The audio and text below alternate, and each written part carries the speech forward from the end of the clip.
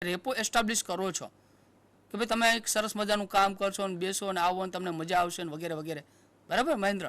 તો એ સમયે પ્રયોગ પાત્ર અને પ્રયોગ કરતા આ બંનેના જે વેરિયેબલ્સ છે એ બંનેના વેરિયેબલ્સ પ્રયોગ ઉપર અસર પહોંચાડતા હોય છે. એટલે પ્રયોગ પાત્રની અંદર કોઈ ચેન્જીસ થાય છે, સંજોગોની અંદર કોઈ ચેન્જીસ થાય છે, તો એની સીધી અસર એના પરિણામો ઉપર પડતી હોય છે. અને ખાસ કરી અને આના માટે હું તમને એક સરસ મજાનો જે સાયકોલોજીની અંદર પ્રયોગ પદ્ધતિમાં જે શબ્દ છે એ હું આપીશ, એક્સપેરિમેન્ટલ એરર. મહેન્દ્ર, એક્સપેરિમેન્ટલ એરરનો અર્થ તમારે બેમાંથી કોઈ આપી શકશે? શું થાય એનો અર્થ? પ્રયોગનો પ્રાયોગિક ભૂલ. હા, તમારા બેમાંથી કોઈ કંઈ કહેશે બાબાભાઈ? પ્રયોગની અંદર જે ભૂલો થાય છે એના સંદર્ભમાં. ઓકે સ્ટુડન્ટ્સ, જ્યારે ઘણી વખત એવું બનતું હોય છે એક્ઝામની અંદર પૂછવામાં આવે કે પ્રાયોગિક ભૂલ એટલે શું, તો ખ્યાલ ઘણી વખત નથી હોતો. એક્સપેરિમેન્ટલ એરર આપણે એને કહીએ છીએ કે જ્યારે તમે હેતુપૂર્વક શરતોને આધીન આપણે ઘણી વખત જે પરિસ્થિતિનું આખું નિયંત્રણ કરીએ છીએ, હા, એક ઉપજાવીએ છીએ, હેતુપૂર્વકના જે ફેરફારો કરતા હોઈએ છીએ, પણ ઘણી વખત એવું બનતું હોય છે કે આપણે બધું હેતુપૂર્વક અને નક્કી કરેલી શરતોને આધીન આપણે જ્યારે મનોવિજ્ઞાનની અંદર પ્રયોગ કરવાનો પ્રયત્ન કરતા હોઈએ છીએ ત્યારે મહેન્દ્ર બાબાભાઈ એમાં ભૂલ રહી જવાનો પૂરેપૂરો અવકાશ છે. એટલે શું બને છે કે એને આપણે પ્રાયોગિક ભૂલ કહીએ છીએ. દાખલા તરીકે હમણાં જે વાત કરી કે ભાઈ શિક્ષણ પર ઘોંઘાટની શી અસર થાય છે એ આપણે તપાસવું છે. પણ ક્યારેક એવું બનતું હોય છે કે ઘોંઘાટ સિવાયના પણ કેટલાક પરિવર્તનો એવા છે કે ઇનએવિટેબલી અનિવાર્ય રીતે એ પ્રયોગના સ્વતંત્ર પરિવર્તનો પર એની અસર થતી હોય છે, આધારિત પરિવર્તનો પર એની અસર થતી હોય છે. એટલે આપણે કહ્યું કે ભાઈ સ્વતંત્ર, આધારિત અને નિયંત્રિત પરિવર્ત્ય, ત્રણ પ્રકારના જે પરિવર્ત્યો છે. તો સ્વતંત્ર પરિવર્ત્યમાં આપણે ફેરફારો કરીએ છીએ અને એની અસર આધારિત પરિવર્ત્ય પર પડતી હોય છે. એટલે ક્યારેક એવું બનતું હોય છે કે જે નિયંત્રણ કરવું જોઈએ એ નિયંત્રણ શક્ય નથી બનતું. જીવંત પ્રાણી ઉપરના પ્રયોગો છે, માનવ ઉપરના પ્રયોગો છે, તો એની અંદર કેટલીક લિમિટેશન આવી જતી હોય છે. એ કોઈ નિર્જીવ પદાર્થ નથી, કોઈ લિક્વિડ નથી કે જેને આપણે જ્યાં મૂકીએ, જે ગ્લાસની અંદર મૂકી દીધું તો ત્યાં જ રહેશે. જેમ કે ગ્લાસની અંદર પાણી છે તો પાણી જે છે એ હાફ ભરેલું છે તો એની એક સ્થિર મૂકી દેશું તો એમને પડ્યું રહેશે. પણ માણસને તમે એમ કહેશો કે ભાઈ તું 2 મિનિટ બેસી રહે, અને એનું ધ્યાન કેટલું કોન્સન્ટ્રેટ એ કરી શકે છે, કેટલું ધ્યાન આપી શકે છે, એ વધુ સમય સુધી એનું મન જે છે એટલું ચંચળ છે અને એને કારણે વધારે ધ્યાન આપી શકતો નથી અને કેટલીક મર્યાદાઓ ત્યાં રહી જવા પામતી હોય છે. મહેન્દ્ર, કંઈક પૂછવું છે? સર, જેમ કે બહારના પરિવર્તનો હોય એને તો આપણે નિયંત્રિત કરી લઈએ, પણ પ્રયોગ પાત્રની જે આંતરિક બાબતો નડતી હોય છે પ્રયોગમાં, એને કેવી રીતે કંટ્રોલમાં કરાય? Yes, good question Mahendra. Again Aarti ben. Mahendra, એનો જવાબ હું તને આપું. પ્રયોગ દરમિયાન બાહ્ય પરિસ્થિતિનું તો આપણે શક્ય એટલું નિયંત્રણ, બેટા યાદ રાખો કે આપણે શક્ય શબ્દ વાપરીએ છીએ. બાહ્ય વાતાવરણ તો આપણે નિયંત્રણ કર્યું, વાત આવી આંતરિક નિયંત્રણની. તો આંતરિક નિયંત્રણમાં વિદ્યાર્થીઓ, આંતરિક નિયંત્રણમાં કઈ બાબતો, પહેલાં તો કઈ કઈ બાબતો આપણે નિયંત્રિત કરવી પડે? તો વ્યક્તિને લાગતો થાક, કંટાળો, પ્રેરણા, આ બધી જ બાબતોનું નિયંત્રણ આપણે સૂચના દ્વારા કરીએ છીએ. અને પ્રયોગમાં સૂચના આપતા પહેલાં આપણે વિધેય સાથે, પ્રયોગ પાત્ર સાથે સાયુજ્ય સ્થાપીએ છીએ. આ સાયુજ્ય સ્થાપવાનો હેતુ પ્રયોગ પાત્રને પૂરતો પ્રેરિત કરવાનો, એના થાક કંટાળાને દૂર કરવાનો, પ્રયોગ માટે પૂરતો જાગૃત કરવાનો હોય છે. માટે વ્યક્તિના એમાં પણ હું તમને કહું છું કે તમામ પરિવર્તનોનું આપણે નિયંત્રણ નથી જ કરી શકતા, કારણ કે વ્યક્તિ ખૂબ જ જટિલ પ્રાણી છે. એના મનોભાવો જે બહાર દર્શાવે છે એ અંદર જ હશે, એટલો એ પારદર્શક નથી. આપણે માત્ર શક્ય એટલા પરિવર્તનોનું નિયંત્રણ કરી શકીએ છીએ. માટે આંતરિક પરિવર્તનોનું નિયંત્રણ કરવા માટે આપણે સાયુજ્ય અને સૂચના આ બંનેનો ઉપયોગ કરીએ છીએ. સૂચના માત્ર પ્રયોગના કાર્યને સમજાવવા પૂરતી મર્યાદિત નથી. સૂચનામાં સાયુજ્ય પણ છે, એના પૂરતો પ્રેરિત કરવાની પણ એમાં ભાવ રહેલો છે. એને સમજ પડે એ ભાષામાં પ્રયોગ કાર્ય માટે એને જાગૃત કરવો, એમાં પણ સૂચનાનો ભાગ રહેલો છે. એટલે બાહ્ય પરિવર્તનનું નિયંત્રણ આપણે ભૌતિક ઘટકો દ્વારા કરી શકીશું, જ્યારે આંતરિક પરિવર્તનનું નિયંત્રણ એ આપણી ભાષા, આપણી સાયુજ્ય ક્ષમતા અને આપણી સૂચનની મજબૂતાઈથી કરીશું. યસ હા બાબાભાઈ. બાબાભાઈ. કે જ્યારે આપણે માનવીના વર્તનનો પર પ્રયોગો કરીએ છીએ એ તો ઠીક છે, પણ પ્રાણીઓના વર્તનનો પ્રયોગો કેમ કરવા પડે છે? યસ તેનું શું? બેટા, મનોવિજ્ઞાનની વ્યાખ્યામાં આપણે એમ લખીએ છીએ કે મનોવિજ્ઞાન એ માનવી અને પ્રાણી વર્તનનો અભ્યાસ કરે છે. આ મનોવિજ્ઞાનને સમજવા માટે છે. મનોવિજ્ઞાનનો મૂળ ઉદ્દેશ તો વ્યક્તિના એટલે કે માનવીના વર્તનને સમજવો છે, પરંતુ ઘણા બધા એવા માનવીય પરિબળો, સામાજિક પરિબળો, નૈતિક અને કાયદાકીય પરિબળો આપણને નડે છે. ધારો કે મારે અભ્યાસ કરવો છે કે બાળ ઉછેરમાં માતાની હાજરી અને ગેરહાજરીની અસર, તો હું પ્રયોગ ખાતર કોઈ તાજા જન્મેલા નવજાત શિશુને એનામાંથી અલગ નહીં કરી શકું. માટે પ્રયોગ ખાતર આપણે આવા નૈતિક મૂલ્યોનું ખંડન થાય, કાયદાકીય કોઈક બાબતનું ખંડન થાય એવાને આપણે કરી શકતા નથી. વિદ્યુત શોકની વર્તન ઉપર થતી અસર, તો આમાં માત્ર વર્તનની અસર તપાસવા માટે હું માનવીને વિદ્યુત શોક આપી શકું નહીં. તો આવા ઘણા બધા જેમ કે ભૂખની, લાંબા સમય ભૂખ્યા રહેલા વ્યક્તિની વર્તન પર થતી અસર, તો આના માટે હું પ્રયોગ ખાતર જાણી જોઈને હેતુપૂર્વક કોઈ વ્યક્તિને 10 કલાક કે 12 કલાક ભૂખ્યા રાખી શકું નહીં. તો માનવી ઉપર નૈતિક પરિબળો, સામાજિક પરિબળો, સાંસ્કૃતિક પરિબળો, ઘણા બધા પરિબળો આપણને નડે છે, અને માટે વ્યક્તિના વર્તનને સમજવા માટે આપણે પ્રાણી વર્તનનો આશરો લઈએ છીએ. અને પ્રાણી વર્તનમાં પણ ખાસ કરીને ચિમ્પાન્ઝીનો આપણે મહત્તમ, જ્યાં સમસ્યા ઉકેલની વાત આવશે ત્યાં આપણે ચિમ્પાન્ઝીનો વધારે ઉપયોગ કરીશું. અને જ્યાં વાર્તનિક બાબત આવે છે ત્યારે સ્મોલ એનિમલ્સ જે છે, જેમ કે ઉંદર છે કે બિલાડી છે કે કબૂતર છે, ટૂંકમાં પ્રાણી વર્તનમાંથી મળેલા નિષ્કર્ષો આપણે 100% માનવી ઉપર નથી લાગુ પાડી શકતા, પરંતુ એમાંથી આપણને એક માર્ગ ચોક્કસ મળે છે જેને આધારે આપણે વ્યક્તિને સમજી શકીએ છીએ, માણસને સમજી શકીએ છીએ. તમે વિદ્યાર્થી મિત્રો, પાવલોનો પ્રયોગ આપ સૌને જાણીતો છે કે જેમાં પાવલોએ અભિસંધાન, 2 નજીક ઉદ્દીપકોની હાજરી, એ 2 ઉદ્દીપકોને જોડી દે છે અને પ્રતિક્રિયાને સમકક્ષ બનાવી દે છે. તો આવા આપણા જીવનમાં પણ ઘણા બધા અભિસંધાનો થયેલા હોય છે. તો વ્યક્તિના વર્તનને સમજવા માટે પ્રાણી વર્તનનો એક આશરો લેવામાં આવે છે. યસ આરતીબેન, આની અંદર હું એક થોડું એડ કરવા ઈચ્છીશ કે કદાચ તમને સ્ટુડન્ટ્સને ખ્યાલ હશે કે નહીં, મને બહુ ખ્યાલ નથી, પણ આખી એક મનોવિજ્ઞાનની એક શાખા છે અને એને આપણે કમ્પેરેટિવ સાયકોલોજી તરીકે ઓળખીએ છીએ, તુલનાત્મક મનોવિજ્ઞાન.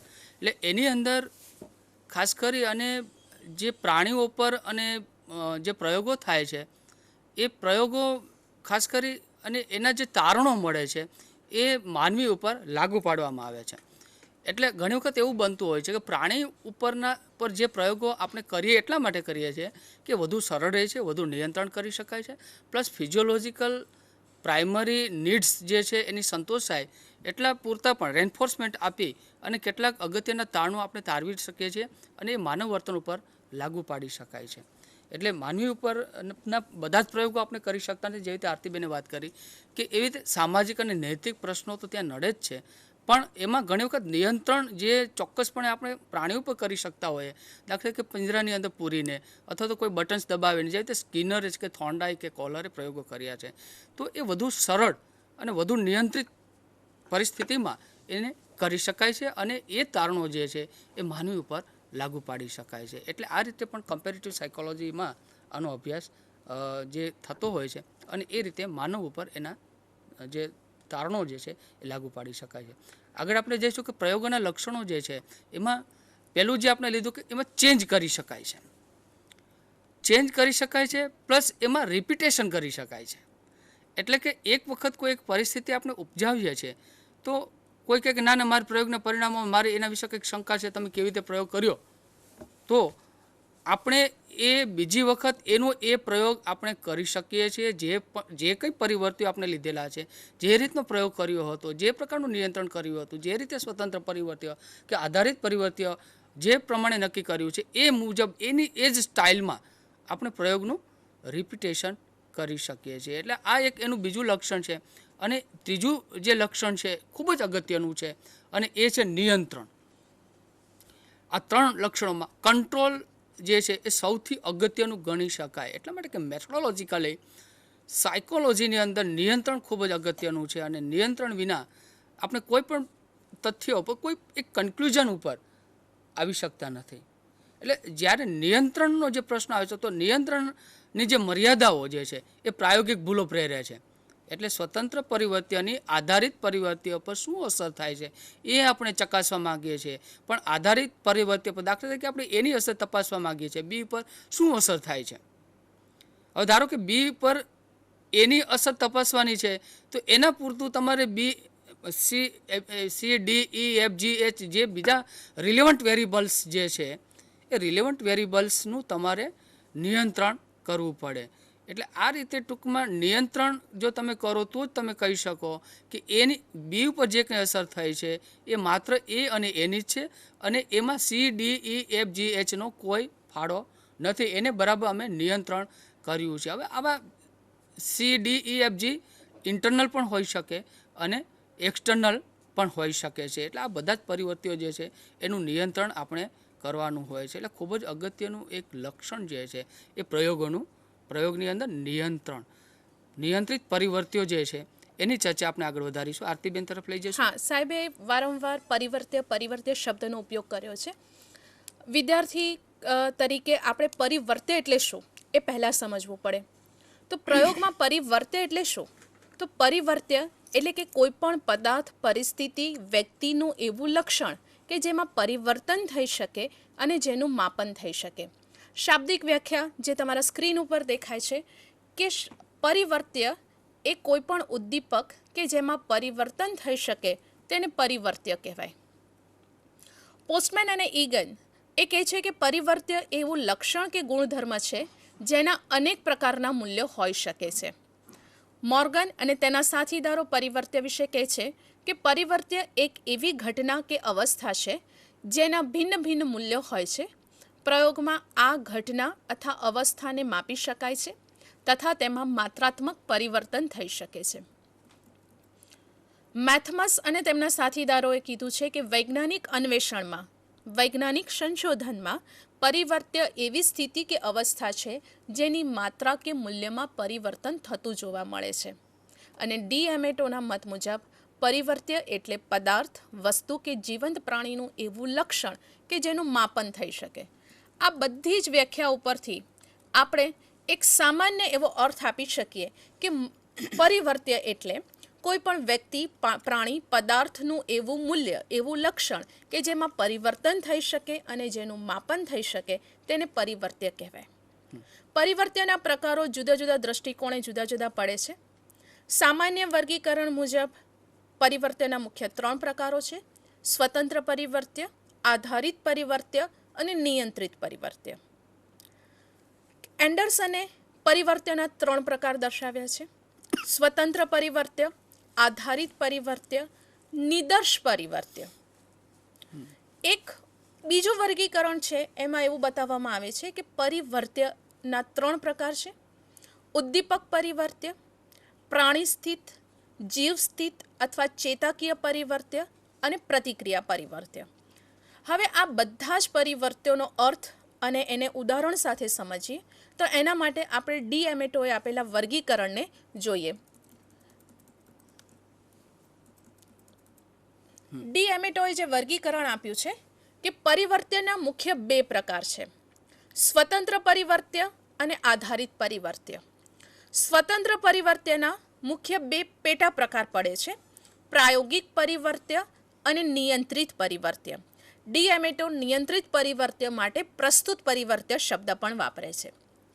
નિયંત્રિત પરિવર્ત્યના 4 પેટા પ્રકારો છે: ભૌતિક વાતાવરણના પરિવર્ત્ય, સાધન સામગ્રીના પરિવર્ત્ય, પ્રયોગકર્તાના પરિવર્ત્ય અને વિધેયગત પરિવર્ત્ય.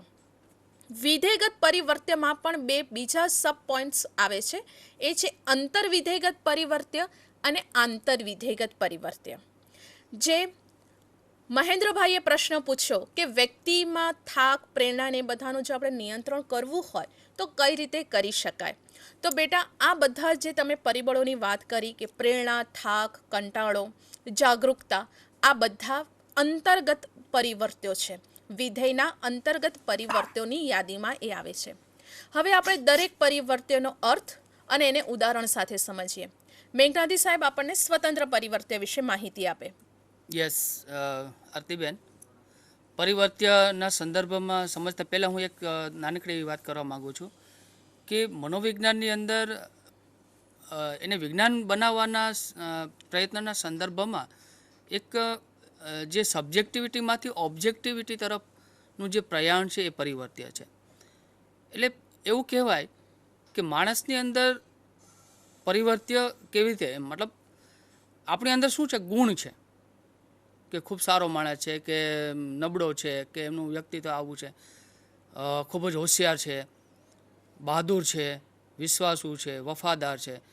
તો આ પ્રકારના જે એમના કેટલાક ગુણો છે, ગુણો એટલા બધા આત્મલક્ષી હતા કે એને જો ખરેખર એનો અભ્યાસ કરવો હોય તો એક સાયન્સના સંદર્ભમાં એમાં કેટલીક મુશ્કેલીઓ હતી.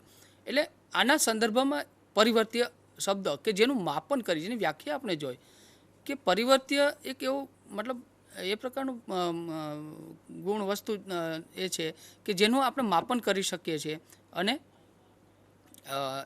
એનું ઓબ્ઝર્વ કરી શકાય છે, એનું ઓબ્ઝર્વેશન કરી શકાય છે, આનું મેઝરમેન્ટ કરી શકાય છે.